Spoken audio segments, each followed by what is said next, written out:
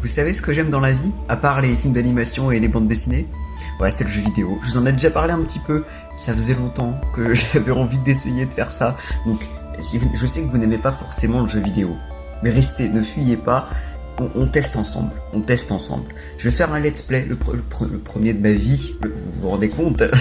C'est pas un jeu vidéo très jeu vidéo, c'est un visual novel. Je vous en ai déjà parlé, donc c'est un peu un jeu littéraire, tu vois. Sachez que c'était extrêmement galère de réussir à faire une capture d'écran de PC avec une webcam en n'y connaissant rien, Si vous voyez là mon installation, vous auriez pitié de moi. Vous auriez pitié de moi. Donc rien que pour féliciter mes efforts, restez pour voir comment je m'en suis sorti, s'il vous plaît. Que j'ai pas fait tout ça pour rien. Bref, le jeu auquel j'ai envie de jouer, c'est Wounded by Words, donc c'est un visual novel. Et je crois que l'intrigue, c'est en gros, il y a une sorte d'attaque terroriste. Du coup, il y a des personnages qui sont coincés quelque part. Et en attendant les secours, bah, ils parlent, ils discutent entre eux, ils se racontent leur vie, ils apprennent à se connaître. Donc c'est vraiment axé sur la communication, sur les mots. C'est un jeu littéraire. C'est un jeu littéraire, donc c'est parfait pour nous. Et en plus, la musique, elle est sympa. Hein, elle est stylée. Donc on va tester. Enfin, j'ai l'air ultra crevé.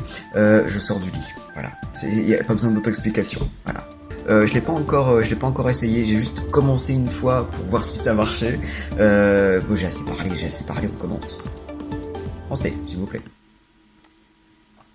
Je pense que je me souviendrai à jamais de ce jour. Même si j'avais vécu des situations autrement plus périlleuses, celle-ci avait une place spéciale dans mon cœur. Bon là c'est le prologue. Je me souvenais de tout avec une telle clarté, car ce fut une expérience humaine non conventionnelle. Comme la guerre, en fait. J'ai bougé la caméra à me gêner pour lire. Peut-être cela m'avait justement marqué parce que cela me rappelait la guerre, la douleur, le désespoir. Ben, ça commence bien, il est pas très joyeux le narrateur. Et aussi parce que cela m'avait fait me sentir à nouveau utile. J'avais pensé pouvoir aider les gens. J'avais pensé pouvoir redevenir un être humain fonctionnel. Mais peut-être était-ce idiot de ma part. On ne peut jamais revenir de l'enfer après tout. Jamais. Eh ben c'est joyeux. Quand bien même, je me rappelais de ce jour comme d'un moment d'espoir. J'essayais de me cramponner à ça, de me convaincre qu'il s'agissait de ma dernière chance. Était-ce en vain? Ok, donc c'était le prologue.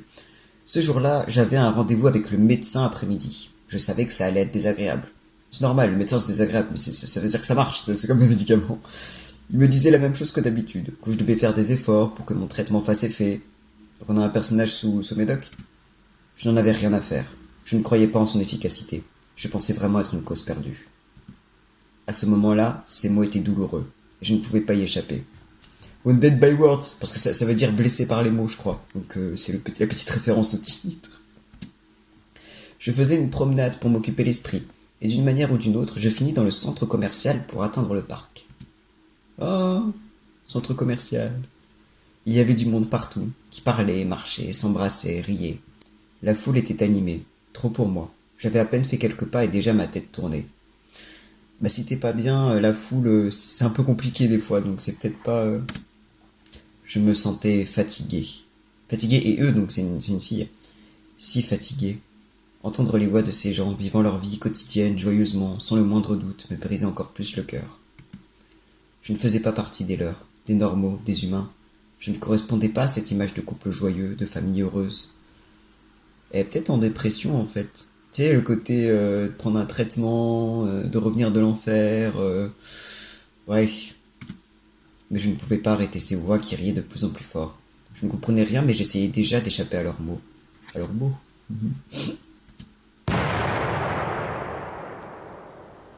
J'en étais là, à marcher lentement, essayant d'ignorer mon horrible mal de tête, lorsqu'un bruit assourdissant me transperça les oreilles. Ouais, tu m'étonnes. Je vais monter un peu. C'est peut-être une mauvaise idée, mais...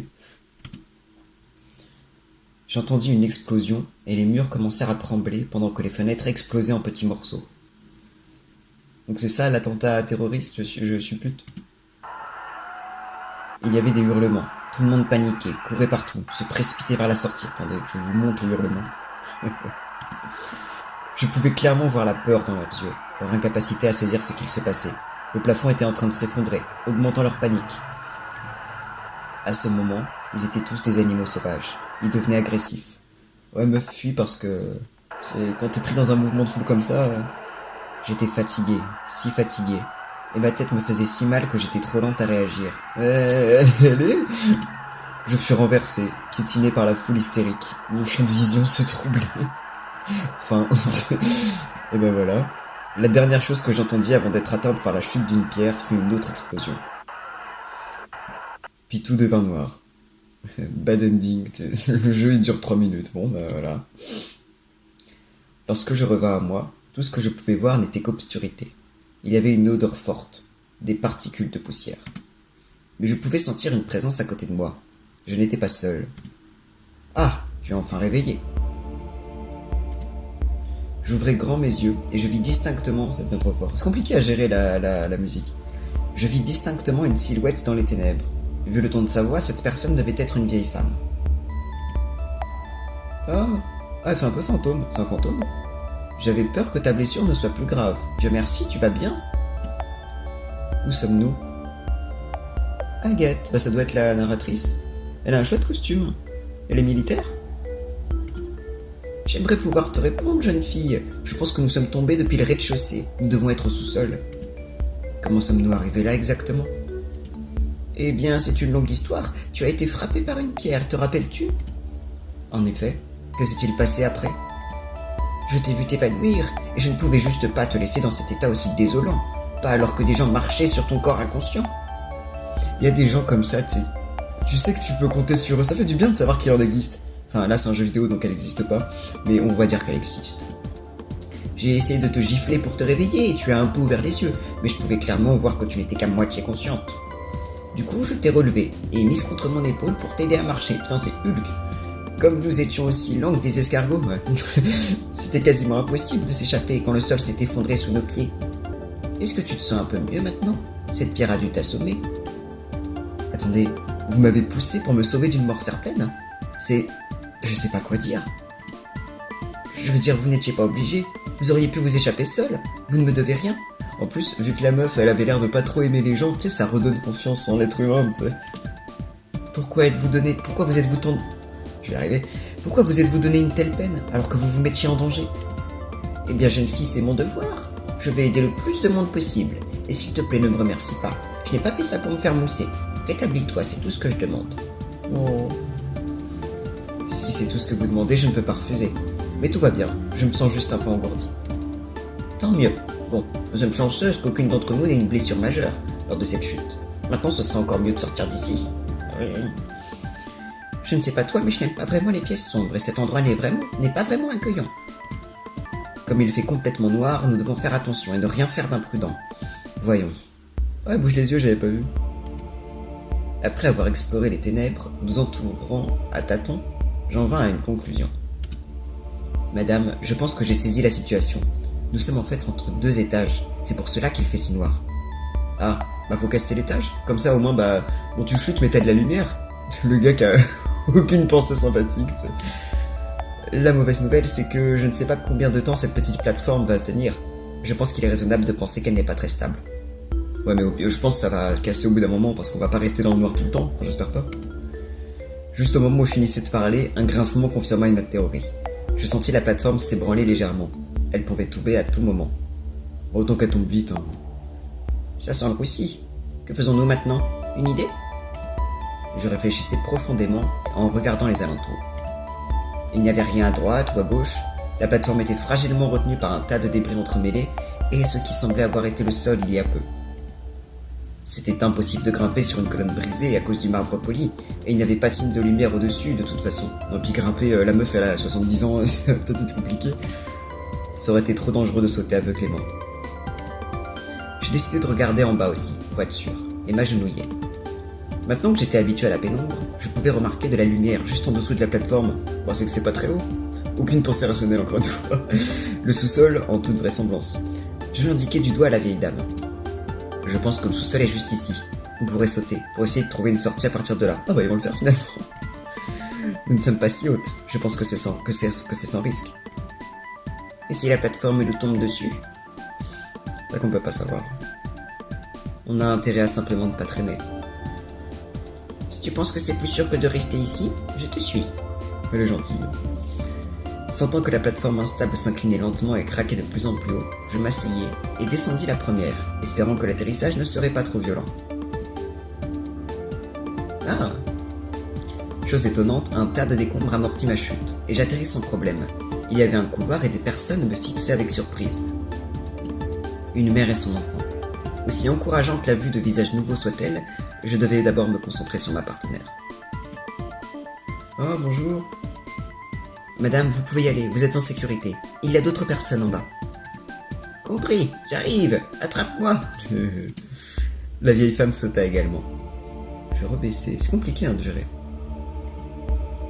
Mission accomplie. Peut-être que nous pourrions sortir maintenant. Ça fait du bien de un peu de lumière.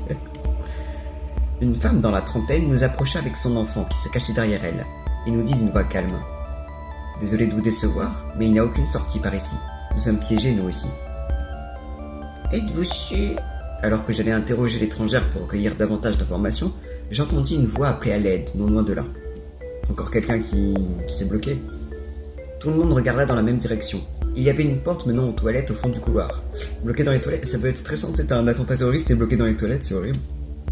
Sans hésiter, je m'y précipitai, suivi de la femme que je venais de rencontrer. Ah, on peut observer. Au moins, certaines lumières fonctionnent. C'est peut-être mieux que d'être dans le noir. J'espère simplement que nous aurons de l'électricité encore longtemps. Ok, donc c'est pour regarder. Bon, là, c'est le tas de décombres. Je regarde quand même, vous jamais. Un tas de gravats. Il n'y a pas moyen de creuser par là. Donc la sortie est complètement scellée. Mais ils vont pas creuser là-dedans. On peut parler? L'enfant de la jeune femme, toujours incroyablement calme. J'aimerais que tous les enfants soient comme ça. Prendre le bus pourrait même devenir agréable. En même temps, il doit avoir peur, hein, il doit avoir peur. Je pense qu'en temps normal, il doit bouger. Il a l'air d'éviter mon regard. Je me demande si je lui fais peur. Bah, oui. À mon avis, petit bouchon, il doit être jeune en plus. Oui, on peut... Je ne pense pas prendre de risque en disant que cette porte mène aux toilettes. Merci Einstein. Ces lumières ne fonctionnent plus. En fait, c'est un miracle qu'elles ne soient pas toutes brisées. En fait, c'est un peu un point and click. Attention. Le trou d'où nous venons. On ne peut plus y retourner désormais, même si on le voulait. Le trou sonne presque comme une allusion sexuelle quand je le dis comme ça. Meuf, c'est vraiment à ça que tu penses. En vrai, on va aider la personne dans les toilettes. Moi, j'attends, tu sais, je regarde, oh, le trou, machin. C'est quoi ça? Les robinets ne fonctionnent pas. Il y a peut-être une fuite quelque part. Nous devrions être prudents. Le miroir et ensuite on va aider la personne. Le miroir est sale mais encore intact. Je n'ai vraiment pas envie de me regarder maintenant. Ah, tu dois être pleine de poussière mais c'est pas grave. Bon allez. Quelques cabines ont été détruites, mais il en reste encore 2 ou 3. C'est une bonne chose puisque nous aurons forcément besoin des toilettes. C'est vrai qu'ils auraient pu plus mal tomber. Ah, je pensais qu'on allait sauver la personne, elle est pas là? Ah, c'était ça. En entrant dans les toilettes, nous remarquâmes immédiatement un jeune homme allongé par terre, d'accord. Ça veut dire que moi je suis allé au miroir, j'ai regardé les toilettes, j'ai pas fait gaffe au jeune homme par terre, tu sais. Il s'agissait vraisemblablement d'un adolescent, et il semblait assez embarrassé. Je compris vite pourquoi. Il y avait un fauteuil roulant coincé sous un rocher à côté de lui.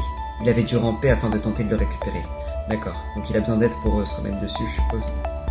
Ah, comme c'est gênant. Mec, t'y es pour rien. Ne t'inquiète pas, nous allons le remettre en place. Bonjour, j'aime bien ton débardeur. Merci. Il ne roule pas aussi bien qu'avant, mais c'est mieux que rien. N'ayant plus rien à faire dans ces toilettes endommagées, nous décidâmes de revenir sur nos pas. Enchanté de vous rencontrer, vous tous. Plus on est de fous, plus on rit, comme on dit. Nous devrions être heureux d'être encore en vie. Et la vieille dame, elle est trop top, hein. Il y a toujours des vieilles dames trop top dans les jeux vidéo, vous trouvez pas? Peut-être que c'est le bon moment pour les présentations. Eh bien, Juste à ce moment, il y eut un bruit étrange. Un grattement. Une toux. Je suis désolé pour les voitures, je sais pas si vous les entendez, c'est un bordel, c'est insupportable, mais je ne peux pas arrêter la circulation. Nous nous retournâmes de concert pour voir ce qu'il se passait. Et tout d'un coup, Une main humaine émergea des décombres. C'est un autre escapé. Doubleur salement. Nous eûmes tous un mouvement de recul. Mon cœur battait la chamade. Est-ce que ça pouvait être un survivant, meuf? La main se débarrassa des déchets, lui barrant le chemin. Un homme émergea des ruines et se dépoussiéra. Cette apparition nous laissa sans voix. Homme d'affaires. Oh, c'était moi une. Oui, il a une sale tête. Enfin, il a l'air fatigué, tu sais. Bonjour, auriez-vous l'obligeance de m'indiquer quel est cet endroit? Et auriez-vous l'obligeance de nous indiquer ce que vous faisiez là-dessous? Bim. J'étais inconscient sous ce tas d'immondices. Je me suis réveillé en entendant vos voix, mais sans pouvoir dire où je me trouvais. J'ai vu de la lumière et me voilà. Oui, ils ont des sales têtes, hein, genre, on s'aime pas. C'est les mâles, ça. Je suppose que maintenant, c'est le bon moment pour les présentations. À moins qu'il y en ait un autre caché quelque part là-dessous, mais j'en doute. Ça se trouve, c'est pas, hein. Ça se trouve, il y en a d'autres. Moi, c'est Aline, retraitée de 73 ans et en pleine forme, ça se voit. J'allais faire du shopping quand ce truc est arrivé. Tout le monde hurlait et se bousculait, puis j'ai vu cette jeune femme sur le sol, se faisant marcher dessus par ces bêtes, et je lui ai donné un coup de main. Alors que nous nous échappions lentement, le sol s'est écroulé sous nos pieds, et nous voilà. Agathe, ancien officier de l'armée, 28 ans. Putain, c'est pour ça le costume. Je passais par le centre commercial pour une petite promenade. Vous connaissez la suite. Gabriel, 19 ans, étudiant. Je traînais dans le coin pour passer le temps et je me suis rendu dans une des seules toilettes accessibles au fauteuil roulant. J'ai entendu le tumulte dehors, mais je devais prendre le temps de me remettre sur mon fauteuil. Ensuite, un bout de mur s'est effondré à côté de moi alors que j'allais sortir, et l'impact m'a éjecté hors de mon fauteuil. Je me suis évanoui, et vous m'avez aidé à me remettre en selle peu après mon réveil. Je m'appelle Elisha, j'ai 32 ans et j'ai trop de jobs pour les compter. Disons caissière et femme de ménage pour l'instant. Mon fils Hassan, qui est juste là, s'est échappé quelque part quand j'essayais de sortir du centre commercial. Et j'ai dû le chercher au beau milieu du tumulte. L'enfer, t'imagines? La grosse panique. Je l'ai trouvé ici. Je suppose que c'était l'endroit le plus calme à ce moment, et que c'est pour cela qu'il s'est mis à l'abri ici. Il déteste la foule, et le bruit.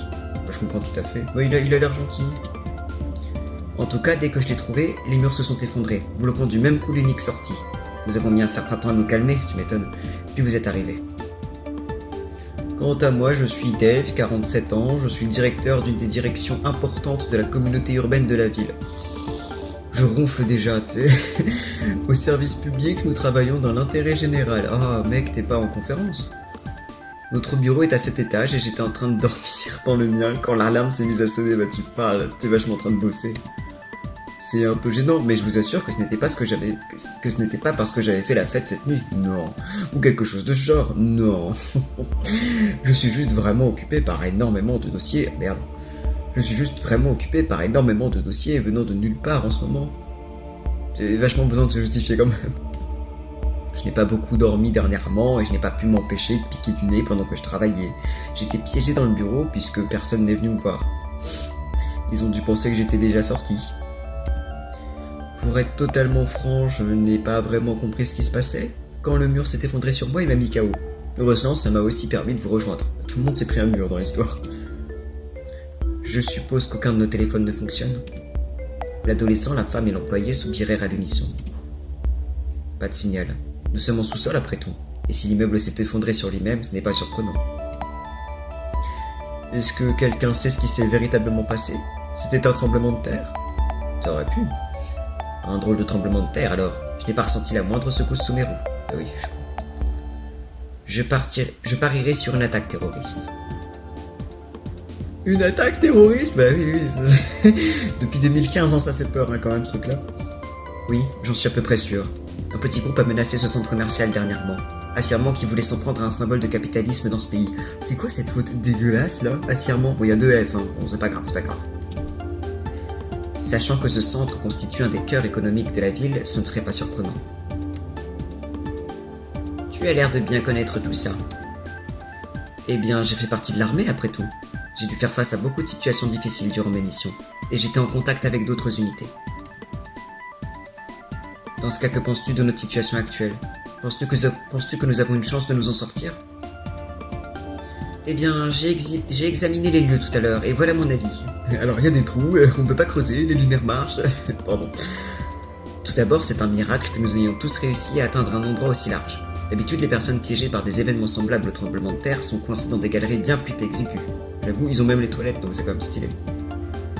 Du coup, ils ne peuvent même pas bouger ou se lever. De plus, ils n'ont habituellement pas de lumière et aucune commodité. Ici, nous avons des toilettes qui fonctionnent, et certaines lampes éclairent encore. Elles ne tiendront peut-être pas longtemps, cependant. Le point d'interrogation reste les ressources dont nous disposons. Les robinets ne fonctionnent pas. Est-ce que quelqu'un a de quoi boire ou manger?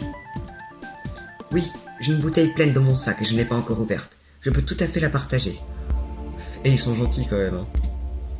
Voilà un nouveau miracle. J'ai seulement une demande. Oui? Et j'ai aussi une plus petite bouteille de jus de fruits. Je vais partager l'eau, mais je voudrais garder l'autre pour mon fils, si ça ne pose pas de problème. Il n'aime pas l'eau. Bah oui, normal, c'est pas grave. Comment peut-on ne pas aimer l'eau? Ça n'a pas de goût. Mais mec, mais s'il dit qu'il aime pas l'eau, il aime pas l'eau. C'est bon, il m'énerve. Je l'aime pas, il m'énerve. C'est ce genre de remarque, tu sais, qui sert à rien. C'est juste faire chier le monde.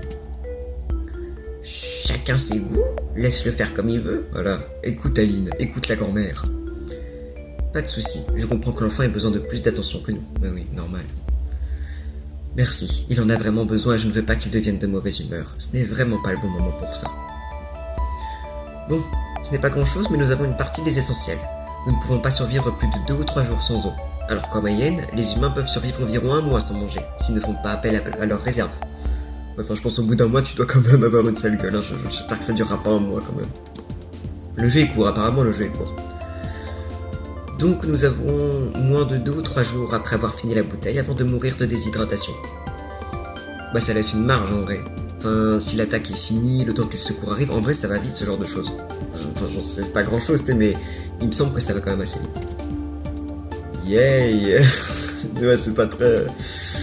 Nous avons un autre problème. Si les robinets ne fonctionnent pas, il doit y avoir un trou dans les canalisations, ce qui signifie une fuite.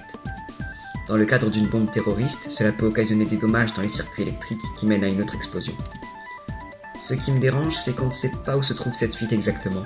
Nous pourrions être inondés à tout moment. Et si par malheur un câble électrique a été endommagé, nous serions électrocutés par-dessus le marché, ce qui signifierait notre arrêt de mort. Ah. Mais il n'y a aucun moyen de savoir si cela va se produire, donc je n'ai pas la moindre idée de nos chances de survie. Bon, c'est pas très encourageant, mais en vrai, ce que je trouve encourageant, tu sais, dans cette situation-là, c'est cool d'avoir quelqu'un qui puisse prendre le lead, tu sais. Genre la meuf là vient de l'armée, ou même quelqu'un qui a assez de sang-froid et de connaissances pour être clair. Bon là, même si elle dit des trucs, mais au moins elle ment pas, tu vois. Mais elle dit clairement ce qu'il faut faire, ce qu'on doit faire, comment ça se présente. Ça doit être super rassurant, tu sais. Ça aide à pas paniquer, je pense. Notre avenir semble bien sombre. Mais je ne veux pas mourir ici. On a l'impression qu'il est seul au monde, tu sais. Dave semblait tout d'un coup bien pâle. Il semblait terrifié et tremblait comme une feuille. Il fonça vers la sortie bloquée et frappa les débris. Je savais qu'il était sur le point de hurler. C'est inutile, tu sais. Tu vas juste t'épuiser. L'équipe de secours ne t'entendra pas puisque nous sommes sous terre. Je suis sûr qu'ils viendront avec des capteurs de toute façon, donc ils sauront où nous sommes. Pour l'instant, économisons notre énergie, ok? Nous crierons seulement quand nous entendrons leur voix nous appeler. Est-ce que tu crois que nous pourrons nous échapper par nos propres moyens? Bah, lesquels t'as une pelle? Eh bien, je ne sais pas si c'est humainement possible de dégager la zone effondrée, bah oui. Et nous ne pouvons clairement pas l'escalader non plus. Donc, bon, disons qu'on ne peut pas faire grand-chose. Attendons plutôt l'équipe de secours. Qui sait, ils sont peut-être déjà en route. Je pense juste qu'il serait plus sûr de camper aussi loin que possible des ruines. Ce serait dommage qu'ils nous tombent sur la tête pendant notre sommeil. De toute façon, il vaut mieux coopérer. Si nous voulons sortir d'ici vivants, notre meilleure chance est de s'aider les uns les autres et de rester soudés. Oh, c'est un jeu sur la solidarité. Je ne suis peut-être plus dans l'armée, mais je vous promets de faire de votre sécurité ma priorité. C'est une leaduse. Enfin, c'est une leaduse, mais elle est quand même pas tradée au début, on se rappelle, donc... pas trop de poids sur les épaules.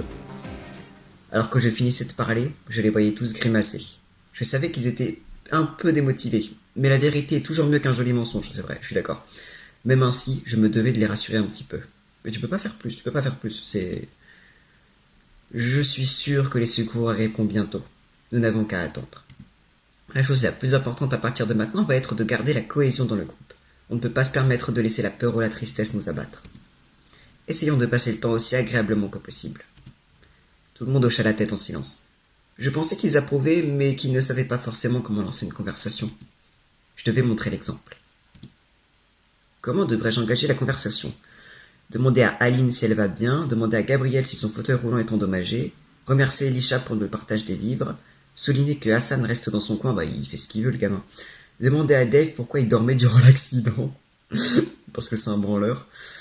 Je vais peut-être m'arrêter là, parce que là on a eu la présentation, ça fait déjà 26 minutes que je tourne. Je vais pas faire une vidéo trop longue quand même, parce que c'est le début, donc vous connaissez peut-être pas trop le jeu vidéo, je vais pas vous dégoûter. Ouais, on va s'arrêter ici.